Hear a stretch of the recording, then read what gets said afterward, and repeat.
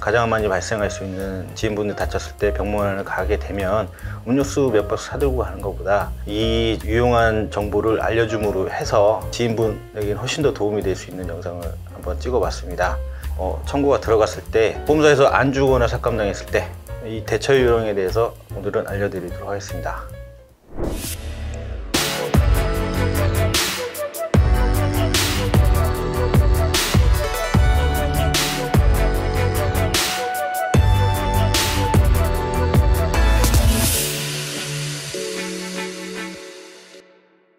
안녕하세요, 보도TV 오정입니다. 이제 첫 번째 다쳤을 때 다치면 병원에 갈 것이고 수술을 할 거 아닙니까? 다쳐서 병원에 있으면 원무과에서 소개를 해줄 수도 있고, 그럼 주변 분들한테 이 얘기 저 얘기 많이 들으실 겁니다. 그리고 본인이 주치의분한테 장애진단서 발급을 받으시거나 손해사정사를 고용하셔서 진단서를 발급을 받으시고 보험사에 청구를 할 겁니다. 보통 경험칙상으로는 조사자라는 사람, 즉 손해사정법인에서 이제 조사자들이 나올 거예요. 보통 이제 기본적으로 받는 서류가 지원안내문, 차트 발급용 위임장이라는 게 있어요. 2장이 한 세트짜리 돼 있는 거, 그거 하고 의료자문동의서를 받으려고도 할 겁니다. 이걸 해주셔야 사건이 진행이 되고 심사가 진행할 수 있다, 이런 식으로 해서 어떻게든 받아가려고 할 겁니다.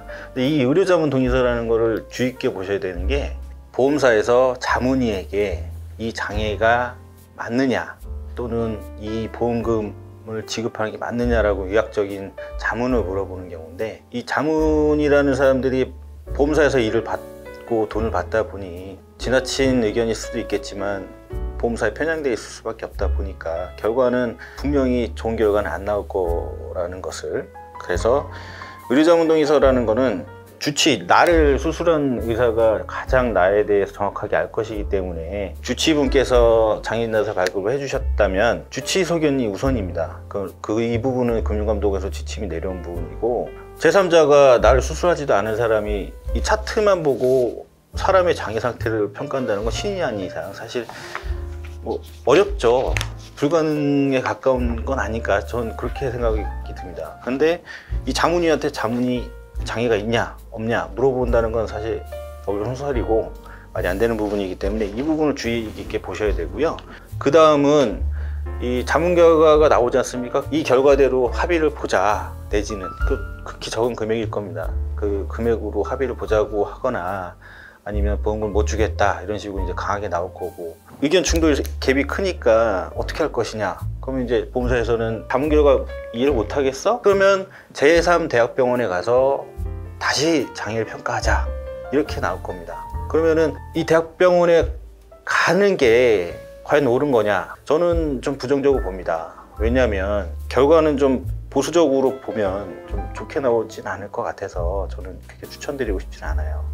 그 다음에 갈 때도 사실은 자문 또는 이 동시감정이라는 거 갈 때도 협의를 해야 되고, 어느 병원, 어느 진료과에 어느 교수님한테 할 것이냐, 이 부분도 협의를 해야 되는데, 자기네들한테 불리한 결과가 예상이 되는 쪽은 보험사에서 거부를 하고, 그리고 자기네들이 불리하다고 판단이 되는 질문 내용을 또 빼려고 하고, 그러면 얘기를 하다 보면 점점점 불리하게 돼 있습니다, 이게. 그래서 최대한 끌려가다 보면 결국은 보험사에 원하는 방향대로 합의를 할 수밖에 없고, 내가 봤을 때 내 몸 상태가, 내 장애 상태가 장애진단서 별반 다를 바가 없고 이게 깎일만 하거나 이렇게 크게 삭감될 내용은 아닌데 보험사에서 무리하게 요구를 한다, 그때는 소송을 가셔야죠.